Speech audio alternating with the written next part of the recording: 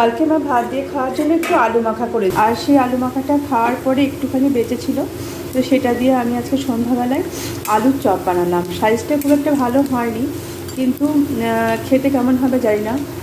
তো আলুর চপগুলো ভেজে নেওয়ার পর কিন্তু মাকে একটু মুড়ি দিয়ে দেবো, তাহলে খেয়ে বলতে পারবে যে চপটা কেমন লাগছে, খেতে টেস্টটা কেমন হয়েছে, ভালো না খারাপ।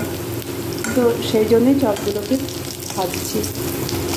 আলুর চপ বাইরে তো খেতে ভালোই লাগে আমাদের, কিন্তু যখন বাড়িতে রান্না করি তখন কিন্তু চপ, সিঙ্গাড়া বা ঘুগনি বা এগ রোল, চাউমিন কোনোটাই কিন্তু খেতে ভালো লাগে না। তো দেখি আজকেরটা কেমন হচ্ছে।